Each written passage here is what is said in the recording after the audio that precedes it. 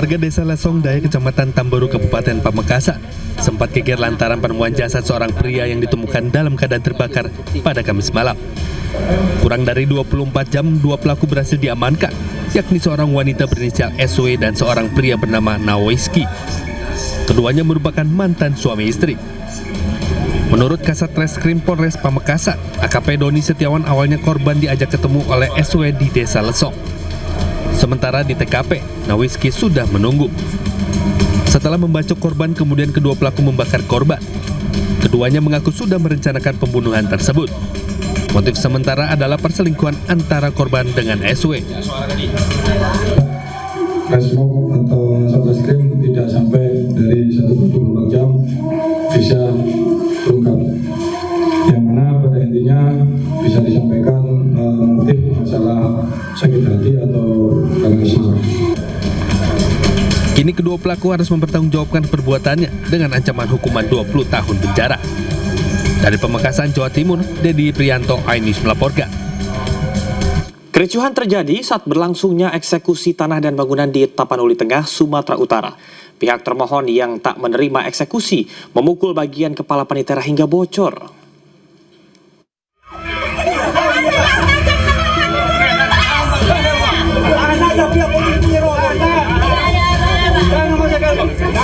Terjadi kericuhan eksekusi tanah dan bangunan di Tapanuli Tengah, Sumatera Utara.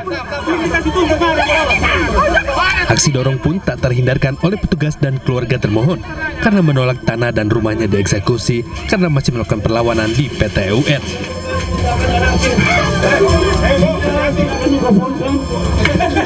Namun panitera yang memimpin jalannya eksekusi dipukul pada bagian kepala oleh anggota keluarga termohon hingga mengalami luka di kepala.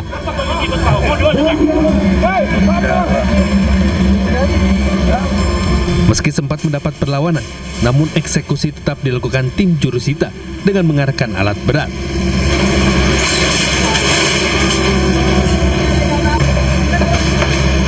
Rumah milik Situa Hasugian dirobohkan, sementara barang-barang miliknya telah dikosongkan sebelumnya.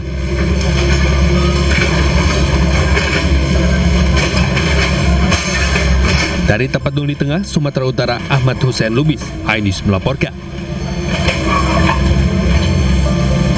Satreskrim Polres Metro Bekasi mengungkap kasus dugaan tindak pidana penipuan scam online dengan modus mengaku sebagai polisi. Dalam penggerebekan tersebut, polisi mengamankan 27 warga negara asing di wilayah Bandar Lampung, 6 diantaranya adalah wanita.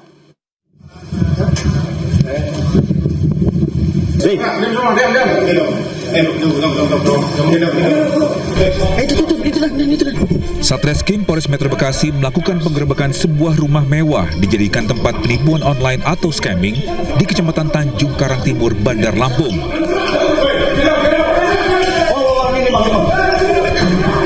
Dalam penggerebekan tersebut, polisi berhasil mengamankan 27 warga negara asal China yang diduga terlibat dalam kegiatan penipuan online atau scamming.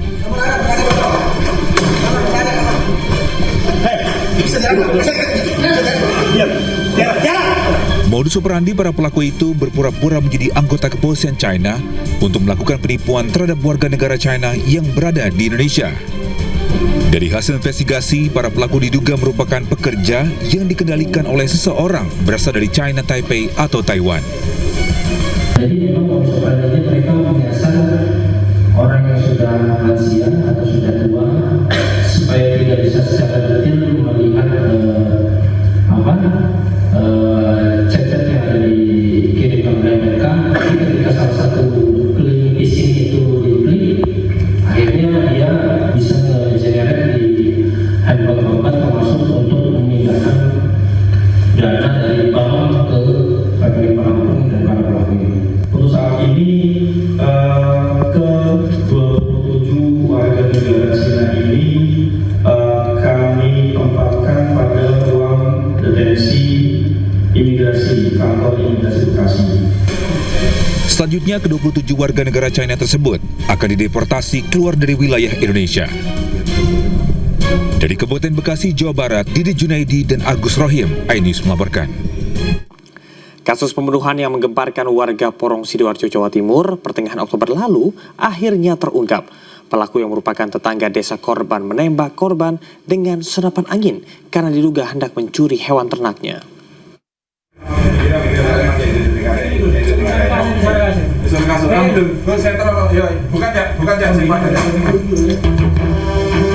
Polisi berhasil menangkap seorang pria warga Kedung Boto, Porong, Sidoarjo karena membunuh tetangganya Suyadi, usia 48 tahun, warga desa Waung, Krembung, Sidoarjo, Jawa Timur. Polisi menemukan sebuah senapan angin laras panjang di balik kasur rumahnya yang digunakan pelaku untuk membunuh korban. Dari hasil pemeriksaan polisi, pembunuhan terjadi saat pelaku mendengar suara berisik di kandang ayam miliknya. Pelaku yang kesal karena ayam dan bebeknya sering hilang, mengambil senapan angin dan menembaknya ke arah korban yang diduga hendak mencuri ayam milik pelaku. Korban yang tertembak sempat berdiri dan mendekati pelaku dan mengaku sebagai warga desa sebelah. Korban kemudian berjalan ke arah jalan desa dan akhirnya terjatuh, tewas bersimbah darah di pinggir jalan desa. Motifnya yaitu bahwa tersangka merasa resah karena sudah 2 kali merasa kehilangan ayam dan bebek mentornya, sehingga tersangka menyiapkan senapan angin dengan maksud dan tujuan untuk digunakan menembak apabila ada pencuri lain di kandangnya. Sebelumnya, korban ditemukan tewas di pinggir jalan desa. Korban yang diduga memiliki kelainan suka mencuri ini diduga tewas setelah dadanya tertembus peluru senapan angin. Hansip tewas tertembak saat coba menggagalkan aksi pencurian sepeda motor di kawasan Cakung, Jakarta Timur. Korban sempat berduel dengan pelaku sebelum akhirnya tewas ditembak pelaku.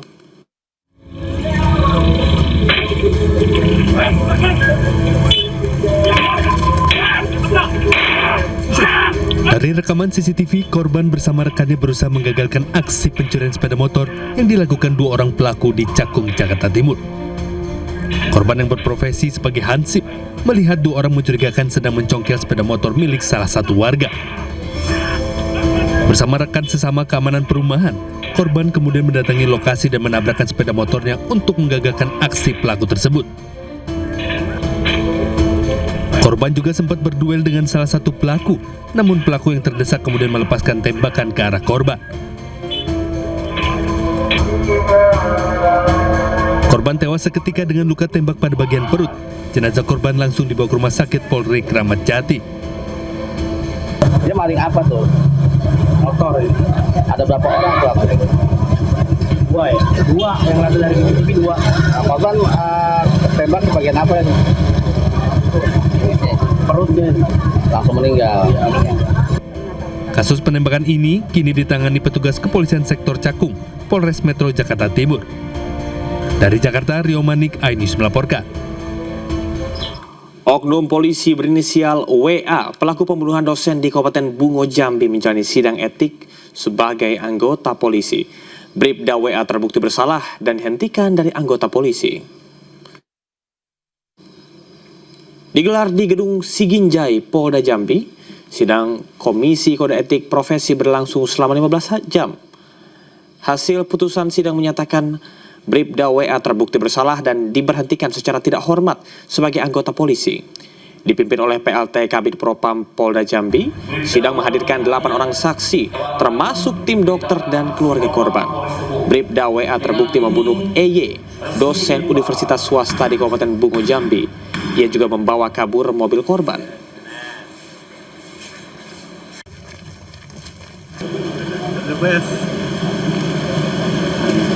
Seluruh korban tersebar di Rumah Sakit Islam Jakarta Cempaka Putih, Rumah Sakit Yarsi, dan Rumah Sakit Pertamina Jaya.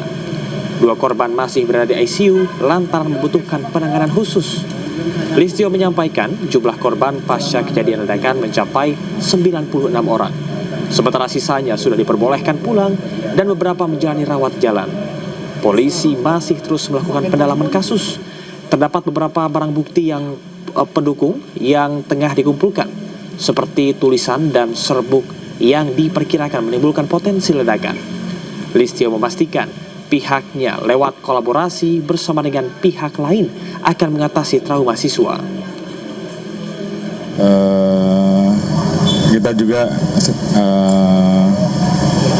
membantu membangun pusat trauma healing yang nanti juga kita persiapkan untuk memberikan pelayanan, nanti bekerja sama tentunya dengan KPAI, dengan dokter-dokter dan psikolog yang diperlukan, sehingga kemudian bisa memberikan bantuan terkait dengan apabila ada keluhan-keluhan yang memang bisa kita berikan pelayanan di trauma healing.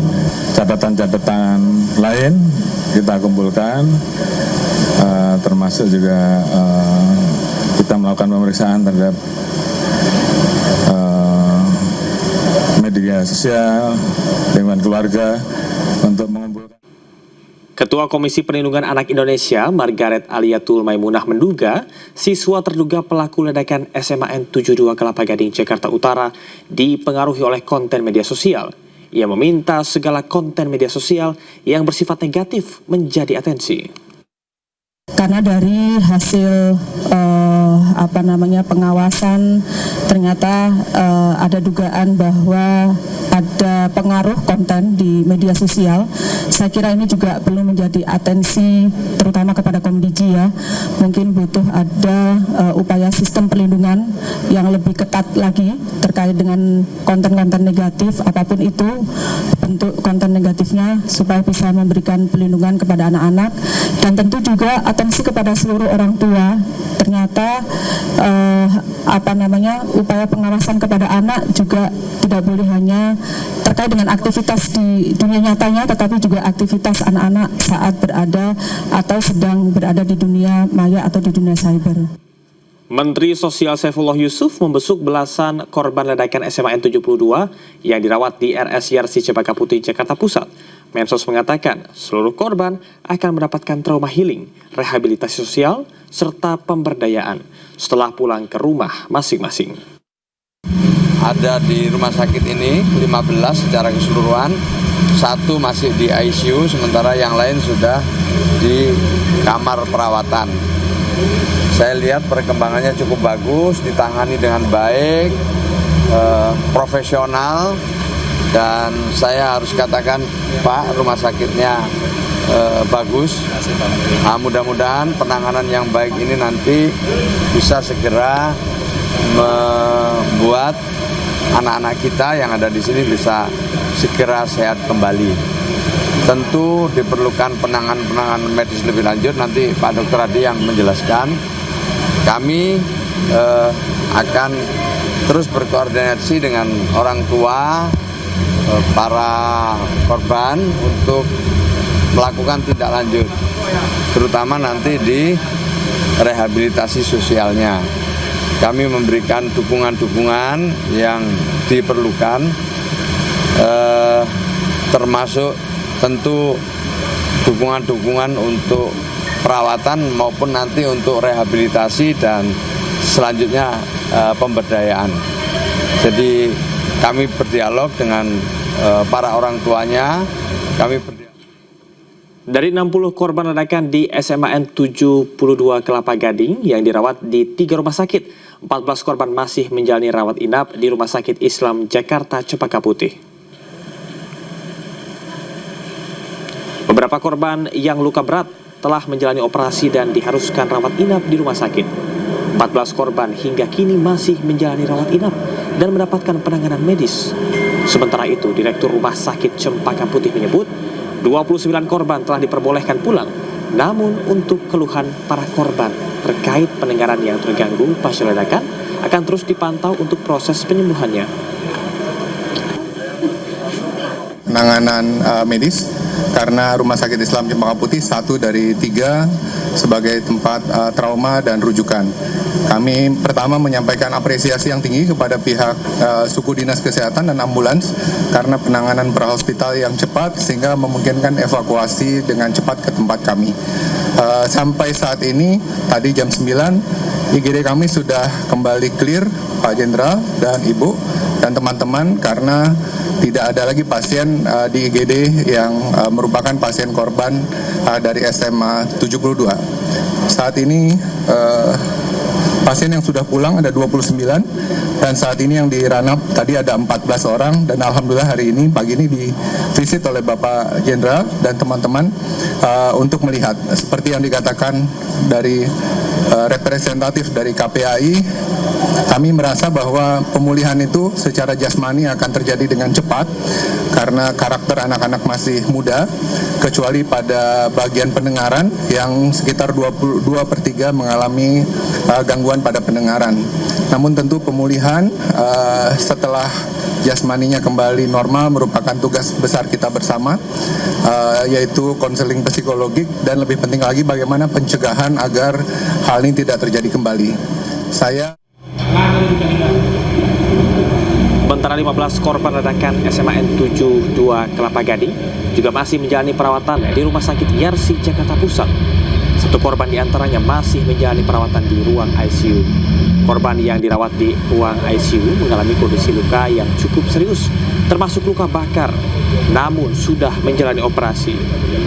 Sementara 13 korban lainnya masih menjalani rawat inap di ruang perawatan dengan kondisi yang dikeluhkan, yaitu telinga berdengung akibat trauma ledakan yang terjadi. Rumah Sakit Yarsi juga menyiapkan fasilitas tambahan serta ruang perawatan darurat untuk mengantisipasi kemungkinan adanya korban tambahan yang dirujuk.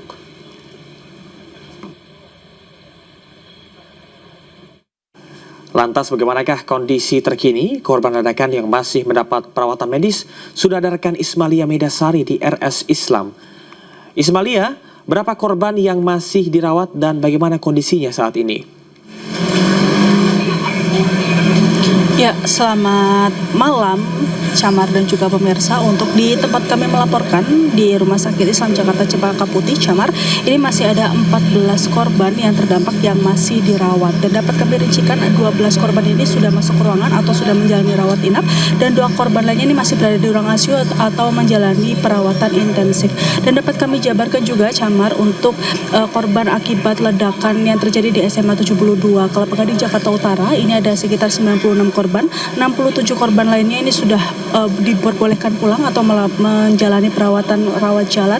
Lalu dari 96 korban ini tersebar di 3 rumah sakit di tempat kami melaporkan, ada di Rumah Sakit Yarsi dan Rumah Sakit Pertamina Jaya. Dan di Rumah Sakit Yarsi ini ada 14 korban yang masih dirawat, dan sedangkan di Rumah Sakit Pertamina ini masih ada 1 korban yang dirawat.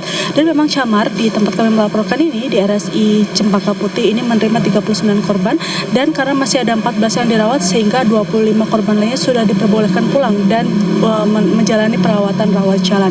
Selain itu juga Camar, di RSI Cempaka Putih dan juga Rumah Sakit Yarsi ini mengadakan atau dibuat posko layanan trauma healing. Jadi kalau misalnya masih ada korban yang masih merasa tidak baik, ini bisa langsung mendatangi posko tersebut. Dan dapat kami laporkan juga, tadi juga ada dari Kapolri Jenderal Polisi Listio Sigit Prabowo ini datang untuk menjenguk para korban dan memberikan semangat seperti itu, Camar. Dan juga dari Kementerian PPPA ini juga tadi datang untuk menjenguk para korban, dan dipastikan juga para korban yang terdampak ini nantinya akan mendapatkan layanan psikologis untuk memperbaiki trauma-trauma atas ledakan yang terjadi di SMA 72 Kelapa Gading, Jakarta Utara. Kembali ke Anda, Camar. Baik, terima kasih rekan Ismalia Medasari melaporkan langsung dari Rumah Sakit Islam. Selamat bertugas kembali. Sugiri Sancoko, Bupati Ponorogo tiba di Gedung Merah Putih KPK Sabtu pagi. Sugiri tiba di KPK bersama 5 orang lain yang juga tertangkap dalam operasi senyap KPK. Saat ditanya awak media, Sugiri memilih bungkam dan langsung menuju ruang pemeriksaan.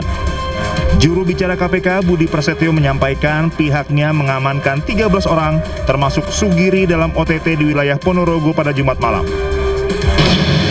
Benar bahwa pada hari ini ada kegiatan tangkap tangan oleh KPK di wilayah Jawa Timur, dan salah satu pihak yang diamankan adalah Bupati Ponorogo. Terkait siapa saja yang diamankan, jumlahnya berapa, kemudian terkait dengan perkara apa, nanti kami akan update secara berkala, karena saat ini tim masih di lapangan. Sebelumnya, Komisi Pemberantasan Korupsi melakukan operasi tangkap tangan terhadap Bupati Ponorogo Sugiri Sancoko di rumah dinasnya di Jalan Alun-Alun Utara, Ponorogo, Jumat sore. OTT dilakukan terkait dugaan suap bernilai miliaran rupiah dalam mutasi jabatan Direktur RSUD Harjono Ponorogo. Dari Jakarta dan Ponorogo, Jawa Timur, tim liputan Anyus melaporkan. Jokowi Mania Andi Azwan melaporkan Rismon Sianipar dan kawan-kawan ke polisi karena dinilai melakukan fitnah dan hoaks. Andi Azwan menyebut fitnah dan hoaks yang ditujukan kepadanya sebagai pembunuhan karakter.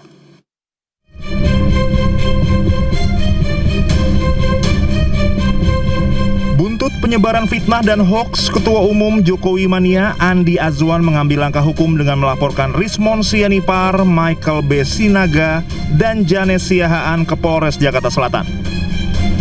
Ia menyebut fitnah dan hoaks yang ditujukan kepadanya sebagai pembunuhan karakter. Andi Azwan menyangkal menjadi tersangka tindak pidana pencucian uang di KPK seperti tuduhan yang dilayangkan Rismon Sianipar dan kawan-kawan. Siang ini tadi saya sudah di dalam untuk meneruskan pelaporan saya terhadap 3 orang, ya Rismon Sianipar, kemudian Michael B. Sinaga, dan juga Janes Siahaan terhadap tuduhan mereka kepada saya sebagai tersangka TPPU kasus dari Immanuel Ebenezer, ex-Wamenaker, dan juga ada satu lagi tuduhan itu mengenai PKI kepada saya itu. Dan ini alhamdulillah sudah diterima oleh Polres Jakarta Selatan dan sudah ada laporannya di sini, dan kita akan kawal terus untuk menindaklanjuti atas tuduhan mereka. Sebelumnya beredar di media sosial, Andi Azwan dikabarkan menjadi tersangka tindak pidana pencucian uang di KPK. Nama Andi Azwan juga disebut ikut terseret kasus yang menjerat mantan Wamenaker Immanuel Ebenezer atau Noel. Dari Jakarta, Rizky Ihwal, iNews melaporkan. Polda Metro Jaya menetapkan pakar telematika Roy Suryo dan 7 orang lainnya sebagai tersangka terkait dengan tudingan ijazah palsu Presiden ke-7 Republik Indonesia Joko Widodo. Kapolda Metro Jaya Irjen Pol Asep Edi Suheri mengatakan 8 tersangka ini dibagi menjadi 2 klaster. Klaster pertama yaitu pengacara Egy Sujana, Kurnia Tri Royani, Damai Hari Lubis, Rustam Effendi, dan Muhammad Rizal Fadilah. Sementara itu, untuk klaster 2 yakni pakar telematika Roy Suryo, Dr. Tifauzia Tiasuma alias Dr. Tifa, dan ahli digital forensik Rismon Hasiholan Sianipar. Penyidik telah mengantongi alat bukti yang cukup dan berkesimpulan mereka telah menyebarkan tuduhan palsu dan memanipulasi dokumen ijazah dengan metode yang tidak ilmiah. Polda Metro Jaya telah menetapkan 8 orang tersangka dalam perkara pencemaran nama baik, fitnah, dan manipulasi data elektronik yang dilaporkan oleh Bapak Insinyur Haji Joko Widodo. Penyidik menyimpulkan bahwa para tersangka telah menyebarkan tuduhan palsu dan melakukan edit serta manipulasi digital terhadap dokumen ijazah dengan metode analisis yang tidak ilmiah dan menyesalkan publik. Selanjutnya, penyidik akan berkoordinasi dengan Kejaksaan Tinggi DKI Jakarta untuk proses hukum lebih lanjut. Pada kesempatan ini, kami tegaskan bahwa penanganan perkara yang kami lakukan murni proses penegakan hukum. Kemudian seluruh tahapan juga dilakukan secara profesional, proporsional, transparan, dan akuntabel. 8 orang ditetapkan menjadi tersangka terdiri dari Roy Suryo CS dalam kasus tudingan ijazah palsu yang dilaporkan Presiden ke-7 Joko Widodo. Penetapan tersangka dibagi menjadi 2 klaster dan ke-8 tersangka dijerat pasal berlapis Undang-Undang ITE.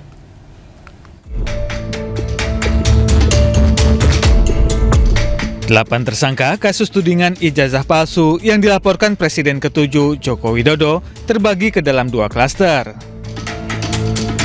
Hal ini diungkap Kapolda Metro Jaya, Inspektur Jenderal Polisi Asep Edi Suheri. Di klaster pertama ada 5 tersangka, yakni Egy Sujana, pengacara, Kurnia Tri Royani, aktivis TPUA, Damai Hari Lubis, aktivis TPUA, Rustam Effendi, aktivis, dan Muhammad Rizal Fadila, aktivis TPUA. Para tersangka dijerat pasal berlapis dengan ancaman penjara 6 tahun atau denda 1 miliar rupiah.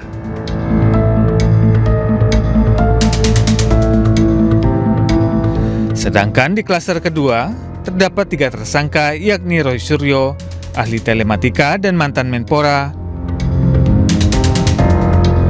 Simon Hasiolan Sianipar, ahli digital forensik, dan Dr. Tifauziah Tiasuma, dokter sekaligus aktivis. Ketiga tersangka dijerat pasal berlapis dengan ancaman penjara 6 tahun atau denda 1 miliar rupiah.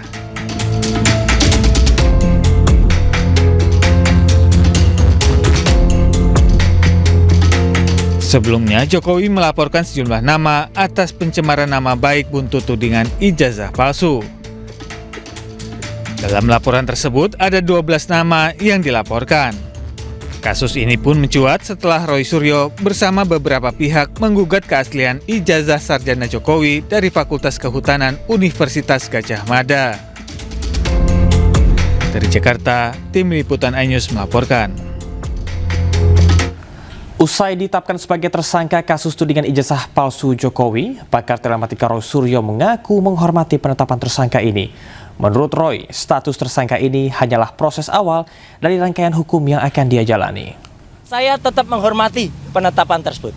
Tapi sebaiknya semua masyarakat juga menunggu dengan sabar prosesnya. Karena kalau saya tidak salah dengar tadi, memang tidak ada perintah langsung untuk dilakukan penahanan. Ya, jadi ini clear banget ya, loud and clear. Jadi kalau tiba-tiba ada orang yang aneh-aneh atau orang yang mendesak-desak, itu tentu saja sudah merupakan hal yang justru melanggar hukum. Dan poin yang paling penting apa? Status TSK itu masih harus kita hormati dan sikap saya Pak, senyum saja. TSK itu adalah salah satu proses. Ya, masih nanti ada status menjadi misalnya lanjut itu baru menjadi terdakwa. Baru lanjut lagi menjadi terpidana. Di Indonesia ada orang dengan status terpidana saja inkrah. Sudah 6 tahun tuh inkrahnya ya, Pak. Masih bisa bebas melenggang dan menghina hukum di Indonesia. Ya. Jadi artinya adalah tolong aparat hukum juga fair dan adil dalam hal ini. Jadi sekali lagi sikap saya apa? Saya senyum, saya menyerahkan ke kuasa hukum, saya tetap mengajak untuk semua yang ke-7 orang lain, ke-8 orang untuk tetap tegar. Ini adalah perjuangan kita bersama rakyat Indonesia selaku masyarakat yang bebas untuk melakukan penelitian atas dokumen publik, tidak untuk dikriminalisasi, dan tolong aparat itu juga fair dan adil karena Pemirsa, polemik ijazah Joko Widodo tak kunjung usai. Pakar kebijakan publik Bonatua Siralahi melaporkan dugaan pelanggaran kearsipan ijazah Jokowi ke Barreskrim Polri.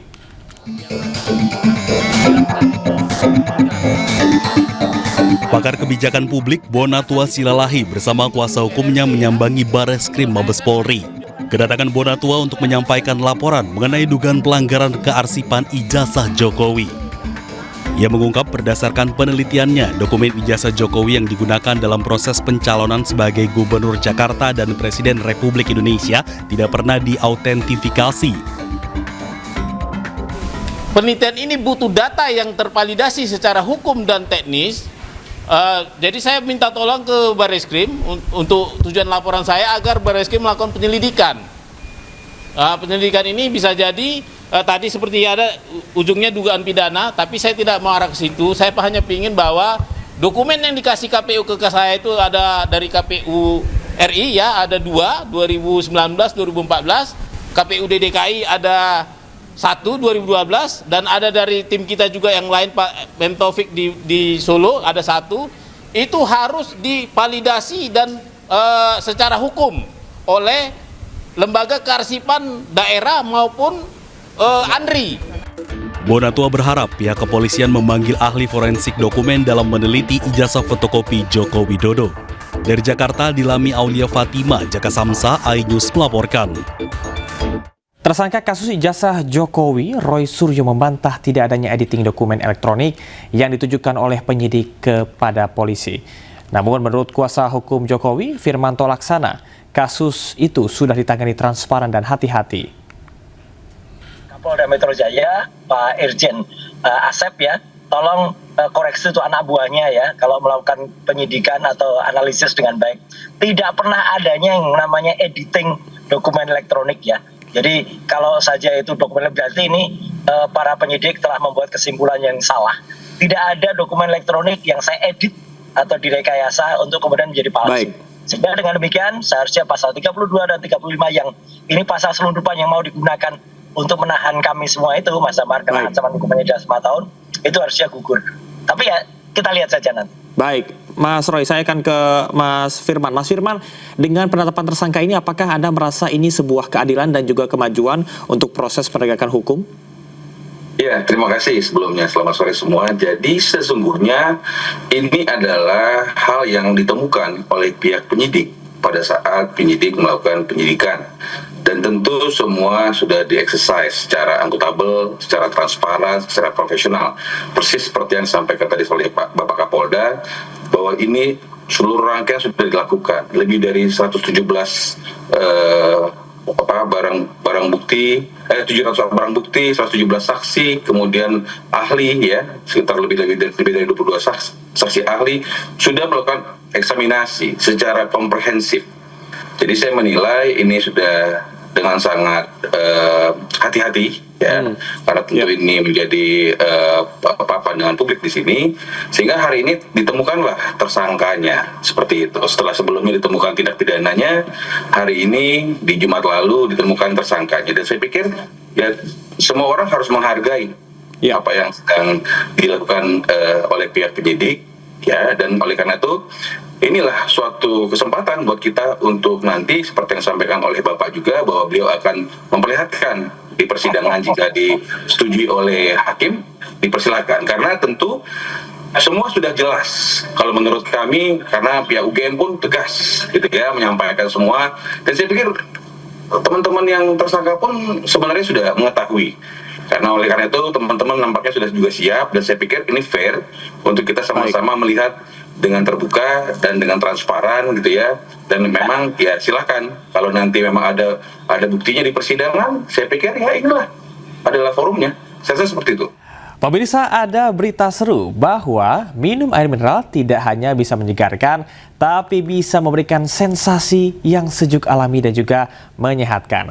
Apalagi kalau minum air mineral malah dapat hadiah miliaran rupiah. Banyak yang sudah beruntung dan juga mendapatkan hadiahnya. Yuk kita simak ceritanya berikut ini. Puluhan orang sudah menang hadiah miliaran Aqua. Kamu juga bisa seperti mereka. Pas lagi saya buka, siang-siang tuh panas, saya buka, ada kodenya di sampingnya, emang kecil banget, nggak kelihatan ya. Alhamdulillah dah, beneran ya rezeki saya.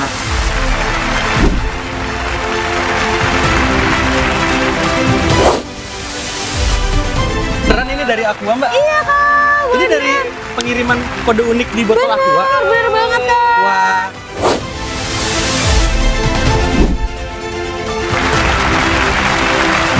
Awalnya nggak percaya ya, sampai terjadi hari ini, akhirnya percaya.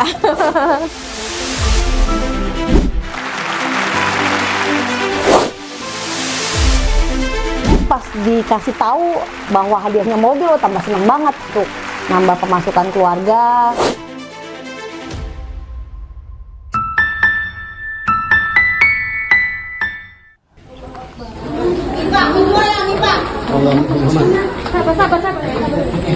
Pelan-pelan.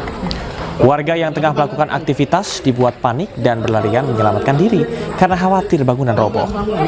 Kepanikan juga terjadi di Rumah Sakit Umum Daerah Dr. Yusuf SK Tarakan. Sejumlah pasien dan keluarga yang tengah membesuk keluar dari rumah sakit melalui tangga darurat. Pihak rumah sakit pun terpaksa melakukan evakuasi terhadap pasien guna menghindari hal-hal yang tidak diinginkan atau terjadi gempa susulan. Sedikitnya 300 pasien dievakuasi dengan didampingi petugas serta perawat rumah sakit. Jeda waktu evakuasi kurang lebih 20 menit sampai kemudian gedung dalam keadaan kosong. Ada di ICU itu ada tiga pasien ya yang tetap standby, tapi kita siaga untuk menurunkan jikalau kemudian terjadi gempa. Suasana duka menyelimuti prosesi pemulangan jenazah korban kerusuhan di Kuitang. Tangis keluarga pecah saat pemulangan jenazah Reno Syahputra di RS Polri Kramat Jati, Jakarta, Sabtu pagi.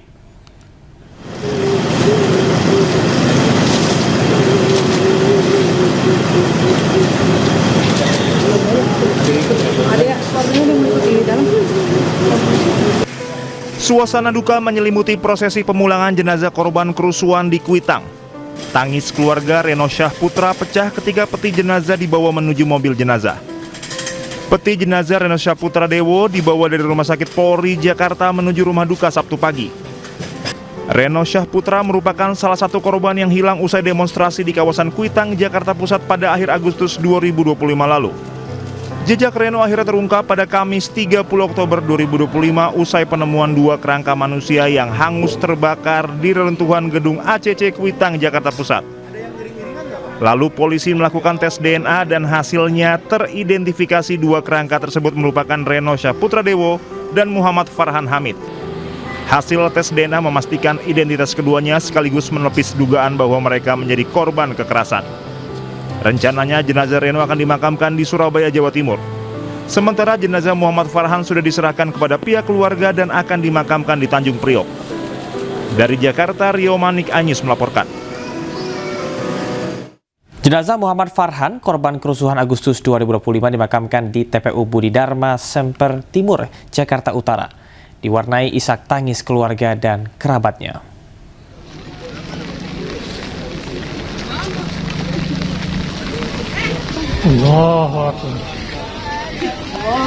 Cuaca hujan mengiringi prosesi pemakaman serta diwarnai isak tangis keluarga dan kerabat yang menghadiri pemakaman tersebut. Usai pemakaman, keluarga dan kerabat berdoa bagi almarhum yang sebelumnya dinyatakan hilang saat kerusuhan pada Agustus 2025 lalu. Satu persatu keluarga dan kerabat menaburkan bunga di atas makam Muhammad Farhan untuk terakhir kalinya.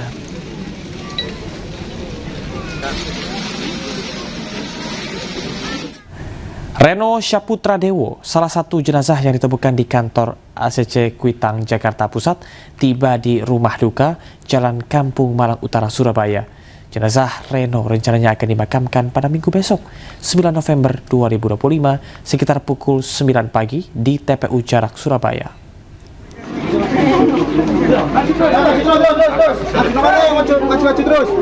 Putra yang ditemukan terbakar di Kuitang, Jakarta tiba di rumah duka Kampung Malang, Surabaya. Keluarga kerabat hingga tetangga dekat menyambut kedatangannya dengan isak tangis. Ibunda Reno bahkan sempat histeris dan pingsan saat jenazah anaknya diturunkan dari ambulans. Hingga saat ini, jenazah Reno masih berada di rumah duka.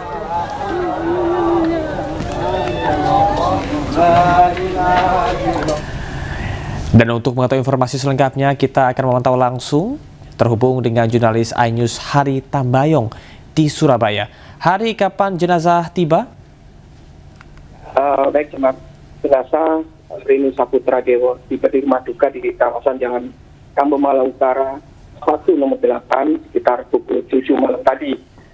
Jenazah Reno dibawa ambulans langsung ditempatkan di ruang tamu atau ruang depan dari rumah duka yang tadi juga disambut oleh warga dan juga keluarga yang isak tangis juga mewarnai saat jenazah dikeluarkan dari mobil ambulans. Sementara Reno Syahputra sendiri adalah salah satu kerangka jenazah yang ditemukan di kantor di gedung ACC Kuitang, Jakarta Pusat, di mana Reno adalah merupakan salah satu korban yang menemukan hilang bersama Farhan waktu itu, dan oleh Rumah Sakit Polri dinyatakan bahwa Reno adalah identik adalah anak dari pasangan suami istri bernama Yasin dan juga Rino. Dan saat ini jenazah Reno juga masih berada di rumah duka dan rencananya nanti akan besok pagi sekitar 10 akan dimakamkan di tempat makan umum Jarak, Surabaya. Begitu, Samar. Baik, Hari, apakah nantinya dari pihak keluarga akan menyelenggarakan acara khusus seperti pengajian setelah pemakaman dilangsungkan? Ya, betul. Setelah besok dimakamkan, malamnya juga akan dilakukan tahlilan, di mana Reno ini juga merupakan dari warga yang informasi kami terima adalah humble di lingkungan keluarga dan juga kampung mereka. Begitu. Reni Saputra merupakan adalah salah satu kerangka jenazah yang bersama Farhan ditemukan. Begitu, Camar. Baik, Hari, terima kasih atas informasinya melaporkan langsung dari rumah duka di Surabaya. Selamat bertugas kembali. Pemirsa, sebelumnya Polri menyerahkan jenazah korban hilang Farhan dan Reno kepada pihak keluarga di RS Polri Kramat Jati, Jakarta. Pihak kepolisian akan mendampingi hingga proses pemakaman selesai. Kami menyerahkan 2 jenazah kepada penyidik Polda Metro Jaya. Polri secara resmi menyerahkan jenazah Muhammad Farhan Hamid dan Reno Syahputra Dewo kepada pihak keluarga. Proses penyerahan dilakukan secara berjenjang dari RS Bayangkara Polri Kramat Jati ke Polda Metro Jaya sebelum diserahkan langsung kepada keluarga masing-masing. Kepala Rumah Sakit Bayangkara Polri Kramat Jati, Brigjen Pol Prima Heru Yuli Hartono menyampaikan rasa duka cita mendalam kepada keluarga kedua korban. Hasil identifikasi memastikan kantong jenazah nomor 0080 teridentifikasi sebagai Reno Syahputra Dewo. Sementara kantong nomor 0081 sebagai Muhammad Farhan Hamid. Pihak kepolisian akan mendampingi hingga proses pemakaman selesai. Ya, untuk penyelidikannya kepolisian maksimal sih menurut saya maksimal sekali. Jadi saya benar-benar berterima kasih atas kinerjanya kepolisian. Cuman kalau dari pihak keluarga kami untuk ditanyakan selanjutnya apakah puas atau bagaimana, kita masih keadaan berduka. Jadi belum tahu nih ya langkah selanjutnya gimana, apalagi ya tadi yang saya bilang. Dan hasil akhirnya ternyata adalah sebuah kerangka, itu cukup menyakitkan. Makanya kalau tadi Mas saya berterima kasih dengan orang-orang yang disebut, kalau saya sangat berterima kasih kepada seluruh keluarga yang tetap bertahan sampai pada hari ini, dan juga rekan-rekan yang terus membicarakan berita kehilangan orang ini. Sebelumnya Polri mengonfirmasi hasil tes DNA terhadap 2 kerangka manusia yang ditemukan di gedung ACC Kuitang, Jakarta Pusat. Dari hasil identifikasi, keduanya dipastikan merupakan Reno Syahputra Dewo dan Muhammad Farhan Hamid. Mereka merupakan warga Jakarta Utara yang dilaporkan hilang setelah kerusuhan di akhir Agustus 2025. Tim Liputan Anyus melaporkan.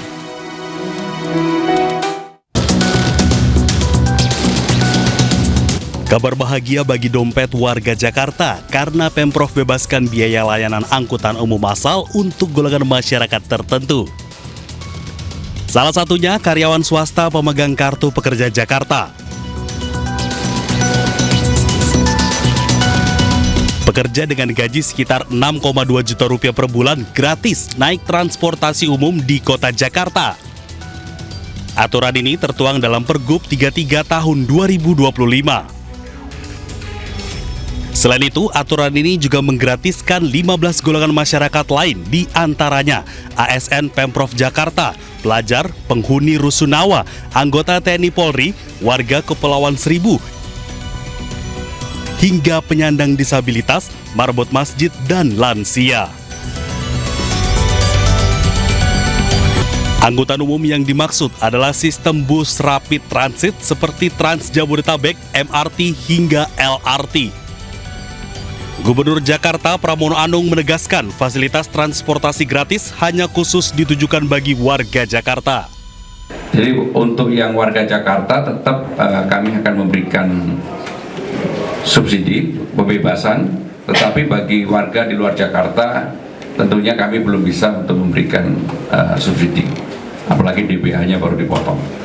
Dengan layanan gratis ini, diharapkan warga Jakarta ramai-ramai beralih gunakan transportasi umum untuk mengurangi polusi udara dan tentu saja menjaga lingkungan. Tim Liputan iNews melaporkan.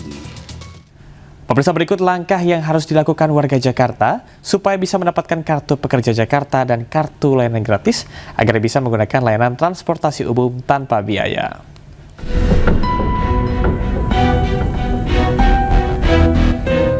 Agar mendapat Kartu Pekerja Jakarta KPJ, pekerja harus memenuhi sejumlah syarat, yaitu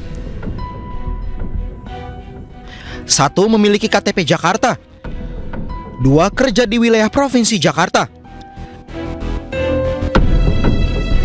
3. Penghasilan maksimal setara UMP Jakarta ditambah 15% atau Rp6.206.275 untuk tahun 2025. Dan keempat, pencari nafkah utama atau punya tanggungan keluarga.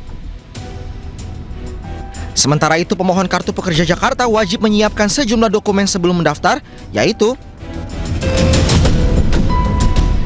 1 fotokopi kartu tanda penduduk, 2 fotokopi kartu keluarga, 3 fotokopi nomor pokok wajib pajak, 4 fotokopi slip gaji,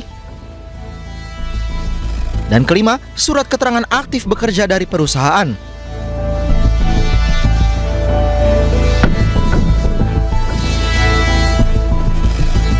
Format formulir pendaftaran dapat diunduh melalui bit.ly/format KPJ.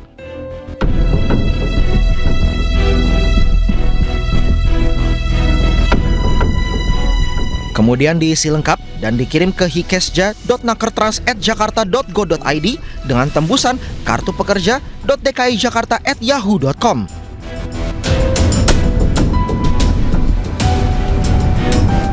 Kemudian untuk pengajuan Kartu Pekerja Jakarta terdapat sejumlah langkah, yaitu 1. Pemohon mendaftar melalui Disnakertrans atau Sudinakertrans. 2. Disnakertrans melakukan verifikasi data permohonan. Ketiga, pemohon membuka rekening di Bank DKI dengan setoran awal minimal Rp50.000. Kemudian keempat, Disnakertrans dan Bank DKI mendistribusikan kartu di lokasi yang telah ditentukan. Bagi para pekerja yang sudah mendapat KPJ, bisa melanjutkan pendaftaran di layanan khusus.transjakarta.co.id/kartu/layanan/gratis untuk memperoleh kartu layanan gratis agar bisa gunakan layanan transportasi umum tanpa biaya. Dan berikut tahap pengajuannya, yaitu 1. Pilih menu pembuatan kartu baru. 2. Isi data diri dan unggah dokumen sesuai ketentuan. 3. Tunggu proses verifikasi dari sistem. 4. Setelah disetujui, kartu akan dicetak dan pemohon menerima informasi lokasi pengambilan. Dan kelima, status pengajuan dapat dicek dengan memasukkan NIK KTP pada menu cek status di situs yang sama. Pemerintah Provinsi DKI Jakarta membebaskan biaya layanan transportasi umum untuk pekerja bergaji maksimal Rp6,2 juta. Program ini disambut baik oleh warga yang menilai kebijakan tersebut membantu masyarakat mengurangi beban biaya transportasi harian. Ya baik pemirsa, kini warga Jakarta atau pekerja swasta di Jakarta dapat menikmati atau menggunakan transportasi umum secara gratis. Dan hal ini memang tertuang dari program yang baru saja ditetapkan oleh Gubernur DKI Jakarta, yaitu Pramono Anung, yang tertuang dari Peraturan Gubernur DKI Jakarta nomor 33 2025. Dan informasinya, transportasi yang termasuk dari program ini pun berlaku bagi untuk MRT, LRT, dan juga busway. Dan informasinya untuk para pekerja swasta ini dapat menikmati dengan syarat pekerja swasta yang memiliki gaji maksimal sebesar Rp6,2 juta. Dan untuk mengetahui bagaimana tanggapan dari program ini pun kita sudah bersama dengan salah satu warga yang sedang menunggu busway. Halo Mbak, mohon maaf mengganggu waktunya. Mbak namanya siapa? Evi. Mbak Evi, kita mau bertanya, mohon maaf ya mengganggu waktunya. Ini dari program kan ada transportasi gratis massal yang baru saja ditetapkan oleh Gubernur DKI Jakarta Pramono Anung. Informasinya dari pekerja swasta ini memiliki gaji maksimal Rp6,2 juta dapat menggunakan transportasi LRT, MRT, dan juga busway secara gratis. Menurut Mbak ini gimana sih Mbak? Menurut saya sih ini bagus banget ya program ini, karena ini kan memudahkan untuk masyarakat kayak kelas menengah ke bawah terutama kan. Terus ini juga bagus karena transportasi di Jakarta juga kan penting banget ya buat penduduk di sini gitu, karena kan nggak semua orang bisa afford transportasi pribadi gitu kan. Jadi untuk adanya program yang gratis transportasi ini sangat membantu sekali gitu. Ya. Nah, menurut Mbak ini kan ada syarat yang berlaku untuk menggunakan program ini. Informasinya bagi para pekerja yang menggunakan atau memiliki Kartu Pekerja Jakarta. Menurut Mbak ini efektif gak sih syaratnya?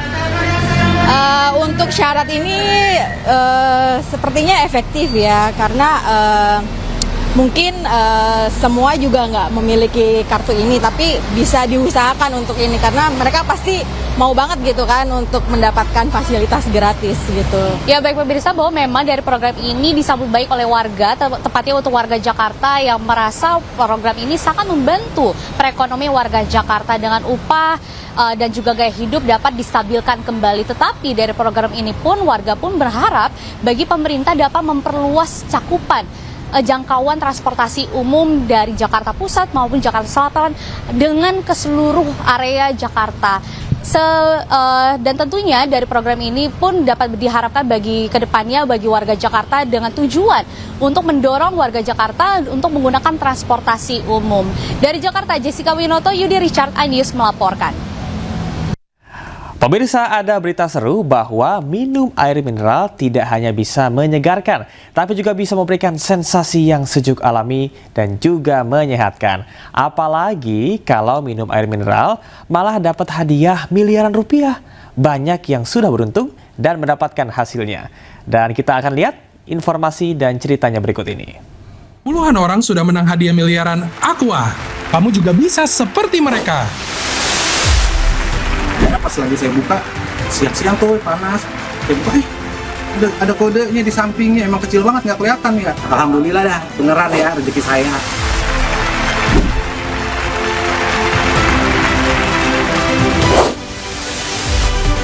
Beneran ini dari Aqua, Mbak? Iya, Kak. Ini dari pengiriman kode unik di botol Aqua? Bener banget, Kak. Wah.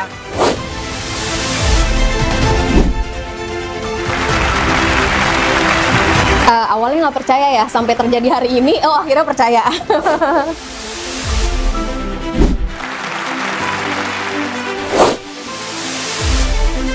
Pas dikasih tahu bahwa hadiahnya mobil, tambah senang banget tuh, nambah pemasukan keluarga.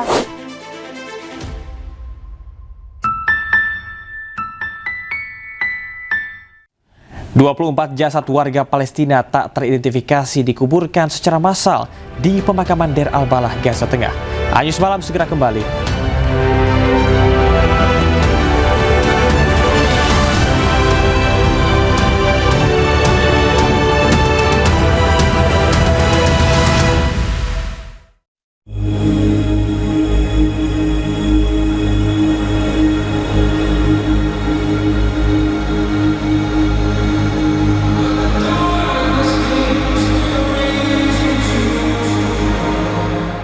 Jangan biarkan apapun meredupkan cahayamu. Baru Lux Skin Science Body Wash dengan 2% brightening serum dan keharuman Frisia. Kulit harum glowing bagai glass skin. Cintai glowmu, Lux Skin Science. Jangan biarkan apapun meredupkan cahayamu. Baru Lux Skin Science Body Wash dengan 2% brightening serum dan keharuman Frisia. Kulit harum glowing bagai glass skin. Cintai glowmu, Lux Skin Science. Bak, mau kaldu yang gurih mantap? Gak cuma mau, aku butuh rasa yang gurih yang makin mantap. Aha, kamu butuh Royco baru kini dengan ayam kampung. Paduan ayam kampung dan 6 jenis rempah pilihan. Bikin kaldu